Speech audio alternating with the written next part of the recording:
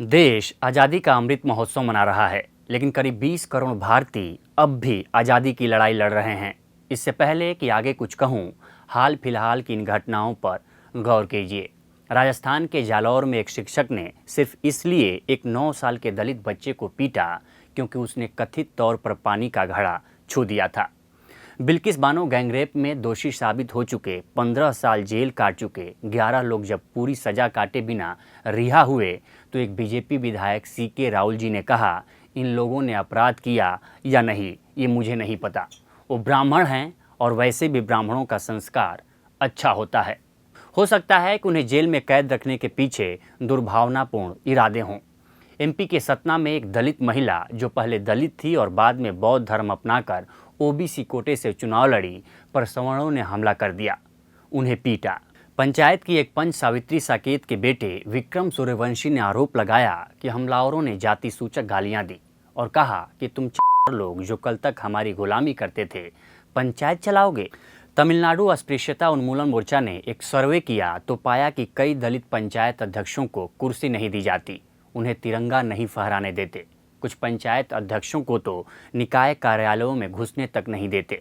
नोएडा की grand Omaxe society में सत्ता के नशे में चूर श्रीकांत त्यागी ने एक महिला से बदसलूकी की, गालियां दी, धमकियां दी। श्रीकांत के गुंडों ने जब सोसाइटी पर हमला किया तो बीजेपी सांसद ने इसे अपनी सरकार का शर्म बताया। अब इस बात से वेस्टर्न यूपी के त्यागी समाज को लग रहा है कि ये सब त्यागियों के स्वाभिमान को ठेस पहुंची है। महेश शर्मा से किसी त्यागी नेता की बातचीत का ऑडियो भी वायरल हो रहा है, जिसमें त्यागी और उसके गुर्गों को रिहा कराने के लिए कुछ करने की बात की जा रही है। केरल में एक कोर्ट ने सेक्सुअल हैरेसमेंट के एक आरोपी को ये कहते हुए जमानत दी कि चूंकि आरोपी खुद जातिवाद के खिलाफ है, लिहाजा वो दलित महिला का यौन उत्पीड़न करेगा यकीन नहीं होता। साथ में जज साहब ने यह भी कहा कि SC/ST एक्ट के तहत आरोप नहीं लग सकते क्योंकि आरोपी को पता नहीं था कि महिला दलित है। ये खबरें सुर्खियां बनी, लेकिन देश में दोयम दर्जे के नागरिकों पर जुल्म की कहानियों से लोकल अखबारों के पन्ने रंगे रहते हैं। रोज चैनलों के बिजी शेड्यूल में तो खैर इन खबरों को जगह ही नहीं मिलती, जैसे ये खबर शायद ज़्यादातर लोगों की नज़रों से छूट गई होगी। जबलपुर के सूखा गांव में दलित बच्चों से सरकारी स्कूल में खाने के बर्तन धुलवाए जाते हैं। मिड डे मील के बाद यही बच्चे बर्तन धोते हैं। जब बच्चों के घर वालों ने विरोध किया तो उन्हें गाली देकर भगा दिया गया। बहुजन समाज पार्टी के जिस कार्यकर्ता सुनील अहिरवार ने इसकी शिकायत कलेक्टर से की, उनका कहना है कि उन्हें धमकियां मिल रही हैं। जब क्विंट ने ब्लॉक एजुकेशन ऑफिसर सुशील श्रीवास्तव से इस बारे में सवाल किया तो उनका जवाब पढ़िए और समझिए। वहाँ पर सवर्ण समाज के लोग भी हैं जिनमें शुरू से चलता आया है, ऐसा होता रहता है थोड़ा बहुत। हमने निर्देश दिए हैं कि दोबारा ऐसी घटना न हो। अब एक एक कर इन घटनाओं का मतलब समझते हैं।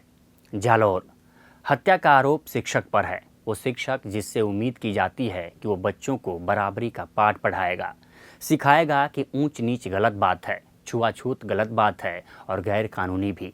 सवाल ये है कि पढ़ने लिखने के बाद भी पढ़ाने वाले के अंदर जातिवाद का इतना जहर कैसे रह गया कि वो किसी को मार डाले, क्योंकि देश में शिक्षा का संबंध संस्कारों से कम और रोजगार से ज़्यादा है।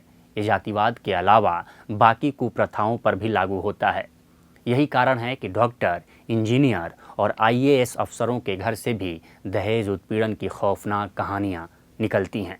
कौन व्यक्ति शिक्षित है, कौन शिक्षक हो सकता है, इसका मूल्यांकन उसके सरोकारों और संस्कारों पर ही होता नहीं। वो कानून कितना मानता है इसकी किसी को परवाह नहीं। ऊपर से कॉस्मेटिक बातें चलती रहती हैं। जातिवाद का जहर रगों में दौड़ता रहता है। गुजरात बिल्किस गैंगरेप के दोषियों की रिहाई पर बीजेपी विधायक सीके राहुल जी के बयान को ही लीजिए। एक तो ऐसे जघन्य अपराध के दोषियों की जल्दी रिहाई की आलोचना हो रही है, ऊपर से अलग अलग अदालतों से रेप और हत्या जैसे अपराधों में दोषी करार दिए जा चुके लोगों को विधायक क्लीन चिट दे रहे हैं क्योंकि वो ब्राह्मण हैं। जैसे ब्राह्मण होना सुविचार और सदाचार का सर्टिफिकेट हो।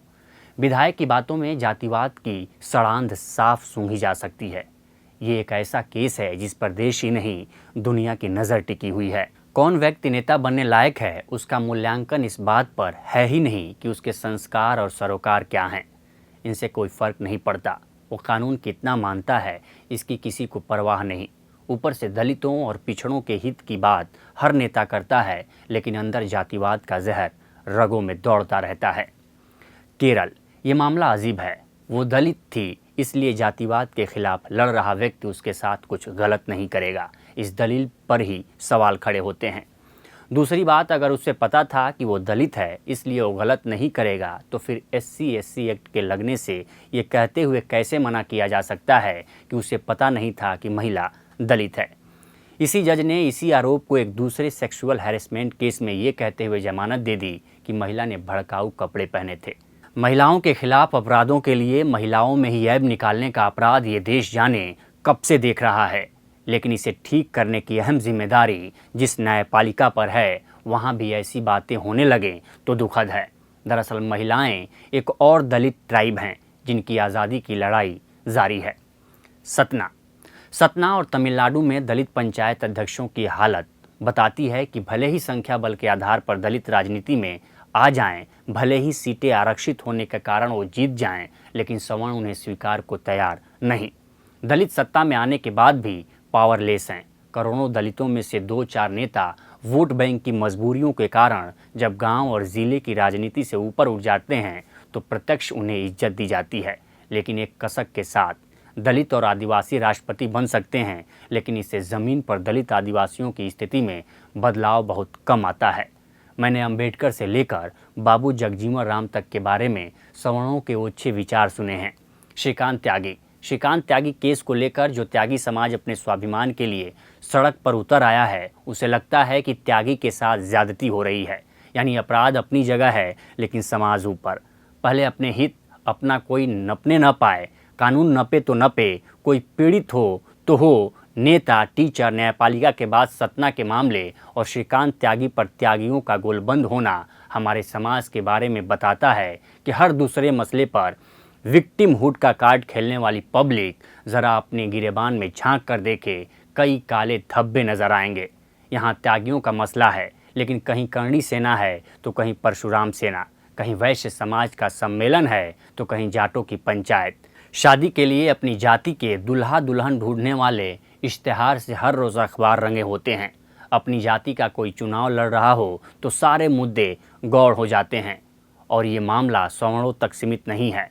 ब्राह्मण क्षत्रियों को नीचा मानता है, क्षत्रिय वैश्य को, वैश्य पिछड़ों को, पिछड़े दलितों को और दलित महादलितों को। हम ऐसे ही हैं। इस मायने में हमारा लोकतंत्र फेल हुआ है कि न तो यहाँ लोग बदला है और न ही तंत्र, और इस वजह से करोड़ों लोगों को बराबरी का हक नहीं मिल पाया है।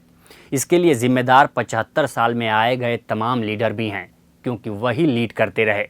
जब उनकी एक आवाज़ पर संपूर्ण क्रांति हो सकती है, उनकी एक पुकार पर अंग्रेज़ों की जेलें छोटी पड़ सकती हैं, एक अपील पर देश स्वच्छता का अभियान चला सकता है, तो क्यों नहीं एक आवाज़, एक पुकार जातिवाद के खिलाफ एक मुकम्मल अभियान के लिए दी जाती है। दलितों, अछूतों का जीवन न बदले तो कैसी संपूर्ण क्रांति?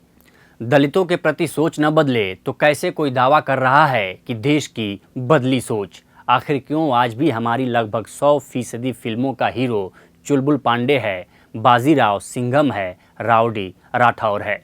सवाल उस महात्मा से भी पूछा जाएगा कि आज़ादी दिलाई तो करोड़ों की गुलामी खत्म क्यों नहीं कराई? जिन्हें वो बागडोर सौंप गए थे, उन्होंने क्यों नहीं उनका अधूरा काम खत्म किया?